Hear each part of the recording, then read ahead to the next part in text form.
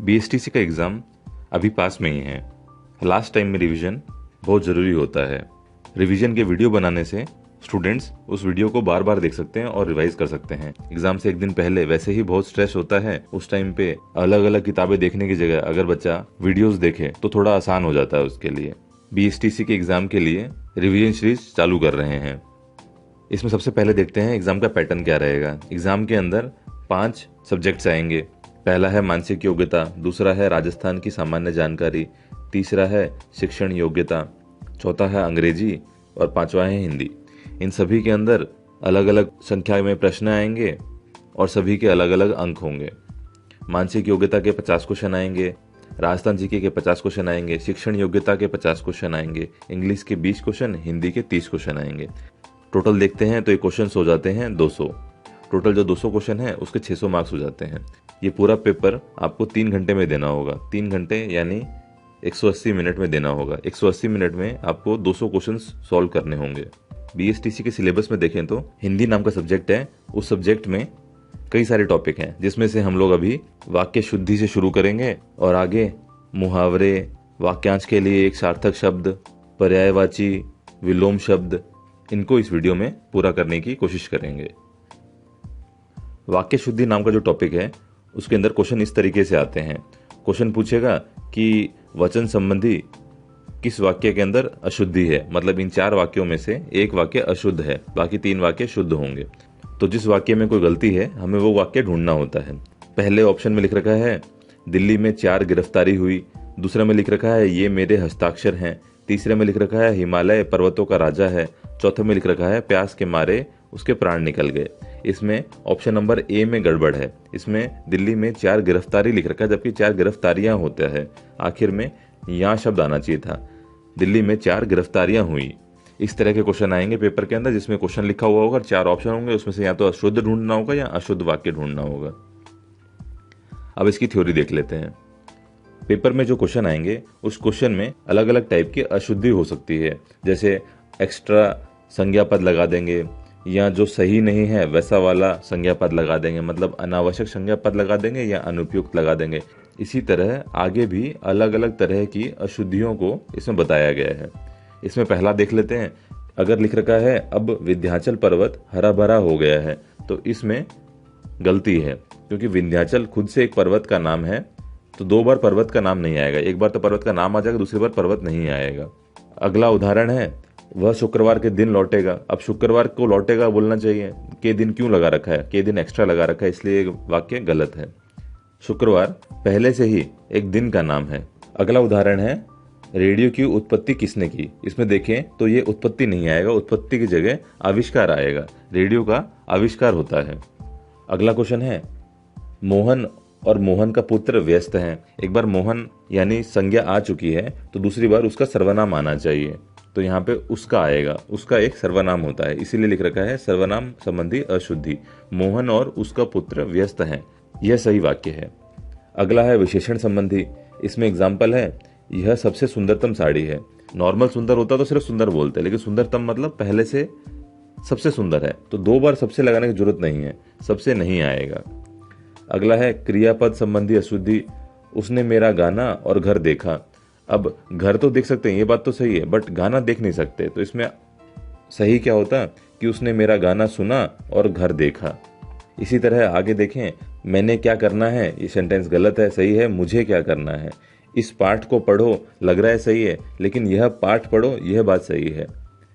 वह बस के साथ साथ यात्रा करता है, ये बात गलत है। सही क्या होगा, वह बस से यात्रा करता है। बस के साथ नहीं आता, बस से होता है। उसने भक्तों के लिए कथा सुनाई, जबकि सही क्या होता है, उसने भक्तों को कथा सुनाई। अगला है बाल्टी के अंदर पानी है, ये सेंटेंस गलत है। बाल्टी में पानी है, ये सेंटेंस सही है। कुछ अशुद्धियां लिंग संबंधी भी होती हैं, जैसे अच्छी होटल नहीं बोला जाता, अच्छा होटल बोला जाता है। दही खट्टी है ऐसा नहीं बोला जाता, दही खट्टा है, ये सही होता है। वचन संबंधी भी अशुद्धियां हो सकती हैं, जैसे 3 बजा है बोलते हैं, लेकिन ये गलत है, 3 बजे हैं होता है। 5 आदमी के, ये बात गलत है, 5 आदमियों के आना चाहिए। जैसे एक क्वेश्चन था पहला वाला गिरफ्तारियां वाला, जिसमें अगर 3 हुआ है तो 3 गिरफ्तारियां होती है, एक होती तो गिरफ्तारी होती। इसी तरह से 5 आदमी नहीं होंगे, 5 आदमियों होगा। अगला है वह प्रायः बार बार मुझसे मिलने आता है। तो इसमें प्रायः का मतलब ही बार बार होता है, तो 2 बार बार लगाने की जरूरत नहीं है। तो आंसर में ऐसा लिख सकते थे, वह बार बार मुझसे मिलने आता है। अगला है बच्चे को ठंडा करके दूध पिलाओ। ये गलत है, क्योंकि बच्चे को ठंडा नहीं करते, दूध को ठंडा करते हैं। तो सही क्या हो जाएगा, बच्चे को दूध ठंडा करके पिलाओ। इसके अलावा कुछ प्रीवियस ईयर क्वेश्चंस देख लेते हैं। इसमें लिख रखा है, अनेकों पुलिस कर्मियों को देखते ही प्रख्यात चोर दौड़ गया। अब चोर जो होता है ना, प्रख्यात नहीं होता, कुख्यात होता है। वो गलत सेंस में ख्याति प्राप्त करके बैठा होता है चोर। और अनेकों पुलिसकर्मियों की जगह अनेक पुलिसकर्मियों आना चाहिए, सिर्फ अनेक आना चाहिए, अनेकों नहीं आएगा। उन दोनों के बीच अच्छी मित्रता है। जब भी मित्रता की बात आती है तो वह घनिष्ठ होती है, अच्छी मित्रता नहीं होती। उससे भिड़ना तलवार की नोक पर चलना है। तलवार की नोक पे नहीं चला जाता, तलवार की धार पे चला जाता है। ये एक तरह का मुहावरा है जिसमें लिखा जाता है तलवार की धार पर चलना। अगला है, ये इस जिले के लब्ध प्रतिष्ठित व्यक्ति हैं। ये सेंटेंस गलत है, इसमें आना चाहिए लब्ध प्रतिष्ठ व्यक्ति हैं, इसमें इत की मात्रा नहीं आनी चाहिए। वे अपने आत्मसम्मान की रक्षा करना चाहते हैं। ये सेंटेंस गलत है, सही होगा वे अपने स्वाभिमान की रक्षा करना चाहते हैं। वो खुद से करना चाहते हैं, इसलिए स्व नाम आता है, स्वाभिमान सही होता है इसके लिए। क्लास में हम लोगों ने कई सारे एग्जाम्पल्स भी किए थे, जैसे वाक्य का शुद्ध ढूंढना था इन चारों के अंदर से। तो पहला लिख रखा है, बैल और बकरी घास चरती है। बैल और बकरी घास चरते हैं, 2 चीजें हो गई, तो चरते आना चाहिए। घास चरता नहीं आएगा, चरती नहीं आएगा, तो चरते आएगा, इसलिए ऑप्शन नंबर बी सही हो जाता है। इन क्वेश्चन में यही करना होता है कि क्वेश्चंस को पढ़ो, सभी सेंटेंस को पढ़ो, जो गलत लग रहा हो या जो सही लग रहा हो उसको चूज करो। इसमें लिख रखा था शुद्ध ढूंढना है, शुद्ध मतलब सही ढूंढना है। पिछले सोमवार स्कूल बंद है, तो पिछले की बात अगर आ रही है, सभी के अंदर पिछले की बात आ रही है, तो यहाँ पर तो था आना चाहिए, पिछले सोमवार स्कूल बंद था, ये बात सही है, बाकी सारे सेंटेंस गलत है। इसी तरीके से और भी एग्जाम्पल्स वगैरह देख सकते हैं, इसकी पीडीएफ ग्रुप पे पहले से शेयर्ड है। हिंदी में अगला रिवीजन का टॉपिक है मुहावरे, इंग्लिश में इसको इडियम्स बोलते हैं। इसमें क्वेश्चन कैसे आता है, कोई एक लाइन दे देगा और पूछेगा इसको मुहावरा कौन सा हो सकता है, या ऐसे आ सकता है कि कोई एक मुहावरा दे देगा, उसमें पूछेगा कि उसका अर्थ क्या हो सकता है। एक एक करके सभी मुहावरे और उनके अर्थ देख लेते हैं। पहला है अंगूठा चूमना, इसका मतलब होता है चापलूसी करना। अगला है अंगूठा दिखा देना, जिसका मतलब होता है जरूरत पड़ने पर सहायता करने से मना कर देना। अंगारे उगलना, इसका मतलब होता है क्रोध में लाल पीला होना या कटु कथन, खराब कथन कह देना। अकल के दुश्मन का मतलब होता है मूर्ख होना। अंडा फूट जाना या भंडा फूटना, इसका मतलब होता है भेद खुल जाना। अपने पैरों पे खड़ा होने का मतलब होता है आत्मनिर्भर होना, खुद से नौकरी करना, खुद से पैसे कमाना। आंखें चार करने का मतलब होता है आमना सामना करना। आंखें तरेरने का मतलब होता है क्रोध करना, गुस्सा करना। आंखें दिखाने का मतलब होता है रौब मारना। आंखें बंद हो जाना या आंखें मूंद लेना, इन दोनों का मतलब होता है मृत्यु हो जाना। आंखों में चर्बी छा जाना, इसका मतलब होता है घमंड होना। कमर कसने का मतलब होता है तैयार होना। कलई खुलने का मतलब होता है किसी की गलत बात का पता चल जाना, किसी का रहस्य खुल जाना। काठ का उल्लू का मतलब होता है निपट मूर्ख। कान खड़े होना का मतलब होता है चौकन्ना होना। कान में तेल डालना, इसका मतलब होता है किसी की बात पर ध्यान न देना। खून पसीना एक करना, इसका मतलब होता है कठिन परिश्रम करना। गांठ बांधना, इसका मतलब होता है स्थायी रूप से याद कर लेना, इस तरह से याद कर लेना कि हम भूले नहीं, उसको बोलते हैं गांठ बांधना। घाट घाट का पानी पीना, इसका मतलब होता है विभिन्न स्थानों पर घूमकर अनुभव प्राप्त करना, एक्सपीरियंस गेन करना। अगला है घी के दीपक जलाना, जिसका मतलब होता है खुशियां मनाना। छाती पर मूंग दलना, ये इंपॉर्टेंट है, इसका मतलब होता है निरंतर निकट रहकर किसी को कष्ट देते रहना। अगला है जड़ जमना, जिसका मतलब होता है किसी कार्य में जमना या मजबूत हो जाना। जान पर खेलने का मतलब होता है प्राणों को संकट में डालना। दांतों तले उंगली दबाना, इसका मतलब होता है बहुत ही आश्चर्यचकित हो जाना। दाल में काला होना, इसका मतलब होता है कुछ संदेहास्पद बात होना, कुछ तो गड़बड़ होना उसको बोलते हैं दाल में काना होना। नाक कटना या नाक पर धब्बा लगना इसका मतलब होता है बेइज्जत होना। नाक का बाल होना इसका मतलब होता है किसी का प्रिय व्यक्ति होना, कोई किसी के बहुत ही करीबी होता है तो उसको बोलते हैं नाक का बाल होना। नानी याद आना मुसीबत का एहसास होना। 99 का फेर का मतलब है लोभ में पड़ जाना। 9-2-11 होना का मतलब है भाग जाना। पहाड़ टूट पड़ना बहुत बड़ी आपत्ति आना। पानी पी पी कर कोसने का मतलब होता है बहुत अधिक बुराई करना। बालू से तेल निकालना इसका मतलब होता है असंभव काम करना। बहती गंगा में हाथ धोने का मतलब होता है अवसर का फायदा उठाना। इसकी पीडीएफ ग्रुप पे पहले से शेयर्ड है, आप इसको ओपन कर सकते हैं और एक एक करके सॉल्व कर सकते हैं। बाकी ये वही हैं जो हम लोगों ने अभी पढ़े हैं। जिस तरह से बालू से तेल निकालना इसका मतलब होता है असंभव काम करना। सूरज पे थूकना इसका मतलब होता है निर्दोष पर कलंक लगाकर बदनाम करना। कार्य समाप्ति में देर होना का मुहावरा होता है दिल्ली दूर होना। हवा से बातें करने का मतलब होता है बहुत तेज दौड़ना। बाल की खाल निकालने का मतलब होता है अनावश्यक सूक्ष्म विश्लेषण करना। मुसीबत देखकर घबरा जाना का मुहावरा होता है नानी याद आना। इसी तरह से बाँछें खिलना का मतलब होता है अत्यंत प्रसन्न होकर होना। गले के नीचे उतरने का मतलब होता है समझ में आना। अत्यधिक गुस्सा आना इसका मुहावरा है खून खौलना। कान खड़े होने का मतलब होता है सतर्क हो जाना। पत्थर की लकीर का मतलब होता है अमिट या पक्की बात। सिर ढूंढने का मतलब होता है पश्चाताप करना। कन्नी काटने का मतलब होता है उसे बिना बात किए साइड से निकल जाना, उसे बोलते हैं कन्नी काटना। तो इसका पतंग से रिलेशन नहीं है, इसलिए ऑप्शन नंबर ए सही हो जाएगा क्योंकि इसमें गलत पूछा था। दाल में कुछ काला होना का मतलब होता है कुछ संदेह होना, गड़बड़ होना। बाल की खाल निकालना इसका मतलब बहुत परिश्रम करना नहीं होता, इसका होता है कि अनावश्यक सूक्ष्म विश्लेषण करना। कलेजा ठंडा होने का मतलब है शांति और संतोष प्राप्त हो जाना। कमर कसने का मतलब है अच्छी तरह से तैयार हो जाना। फटे हाल होने का मतलब होता है बहुत गरीब होना। कलई खुलने का मतलब होता है किसी का रहस्य प्रकट हो जाना। अंगारे उगलने का मतलब होता है बहुत कठोर बातें करना।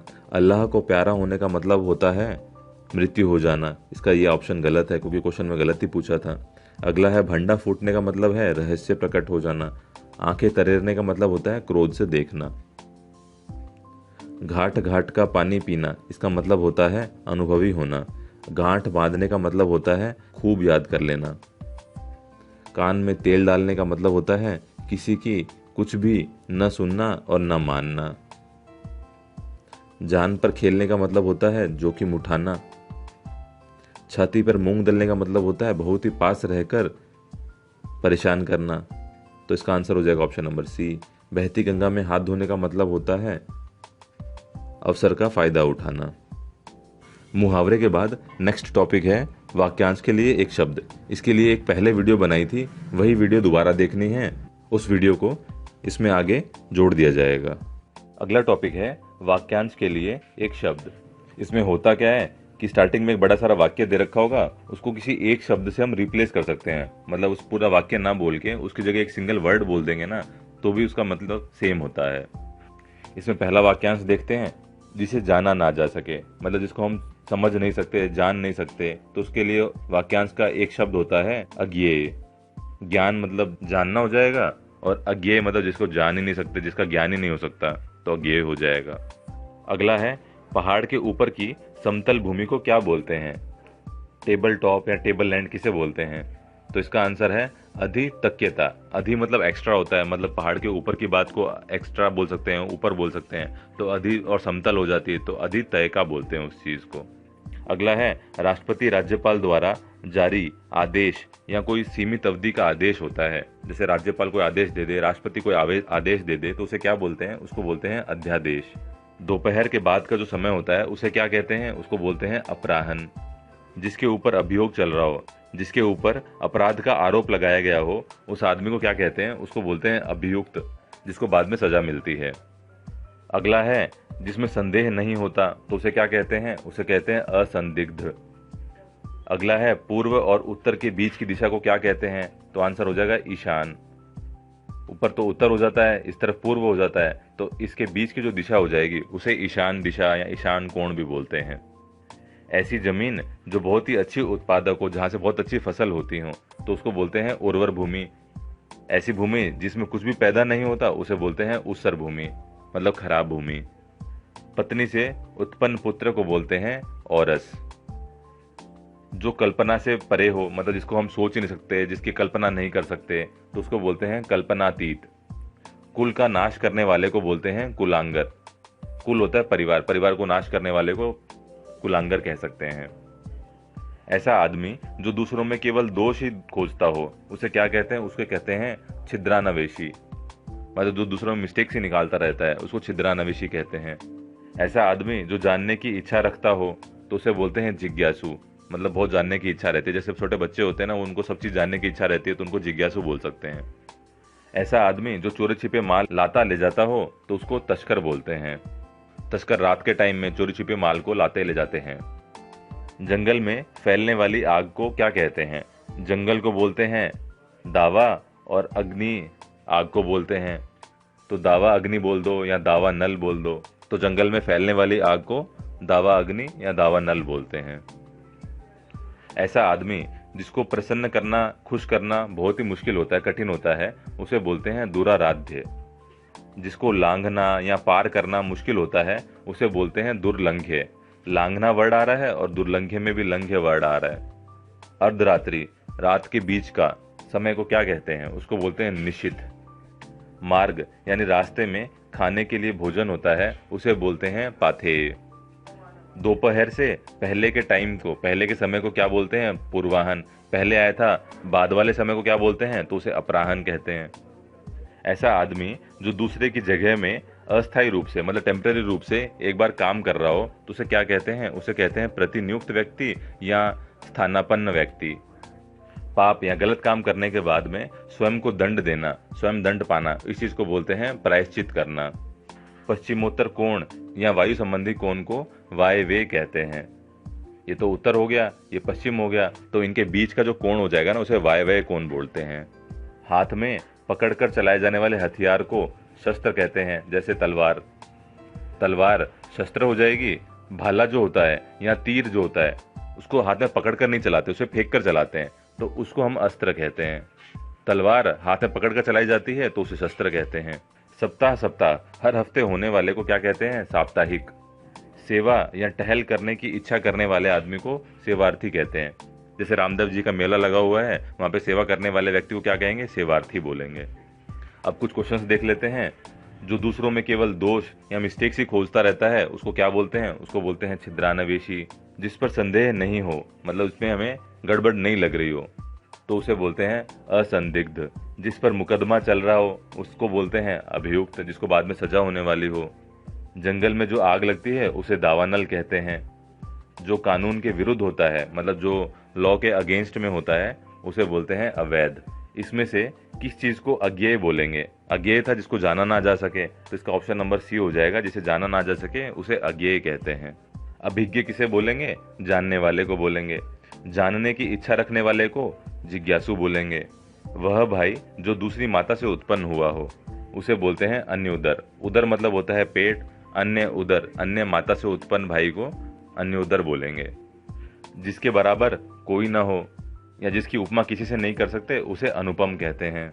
वह बालक जिसे गोद लिया हो उसे दत्तक बोलते हैं, दत्तक पुत्र, गोद लिया हुआ पुत्र। जिसको प्रसन्न करना, जिसको खुश करना बहुत ही कठिन हो उसे दुराराध्य बोलते हैं। जिसका इलाज नहीं कर सकते उसे बोलते हैं असाध्य बीमारी। ऐसी चीज जिसे न तो देख सकते हैं, न ही सुन सकते हैं और न ही छू सकते हैं, उसे बोलते हैं अगोचर। सिर पर धारण करने योग्य, मतलब सिर पे जिसको लगा सकते हैं, उसे बोलते हैं शिरोधार्य। शीर मतलब सिर हो जाएगा। जो बहुत ज्यादा बोलता हो उसे वाचाल बोलते हैं। जिसे जीता ना जा सके उसे अजेय कहते हैं। दोपहर के बाद वाले टाइम को अपराहन कहते हैं, पहले वाले टाइम को पूर्वाहन कहते हैं। जिस बीमारी का ठीक होना संभव नहीं हो उसे कहते हैं असाध्य बीमारी। जिस पर विजय प्राप्त कर ली हो, जीत प्राप्त कर ली हो, उसे बोलते हैं विजित। ऐसी बात जो कही ना जा सके उसे बोलेंगे अकथनीय। जो अपने कर्तव्य को न जानता हो उसे बोलते हैं किम कर्तव्य विमूढ़। फेंक कर चलाए जाने वाले हथियार को बोलते हैं अस्त्र। शस्त्र बोलते हैं हाथ में पकड़ कर चलाए जाने वाले हथियार को। ऐसी चीज जो आंखों के समक्ष ना हो, मतलब जो आंखों के सामने नहीं हो, उसे बोलते हैं परोक्ष। ऐसी चीज जिसका इंद्रियों से अनुमान न हो सके, उसे बोलते हैं अतीन्द्रिय। ऐसा व्यक्ति या बच्चा जिसको माता पिता का आश्रय नहीं मिला हो, उसे बोलते हैं अनाथ। कुल का नाश करने वाला व्यक्ति कुलांगार कहलाता है। ये हमने पहले भी देखा था। इस तरह से हमने वाक्यांश के लिए एक शब्द टॉपिक के पहले तो थ्योरी देख ली थी, बाद में कुछ क्वेश्चंस देख लिए थे।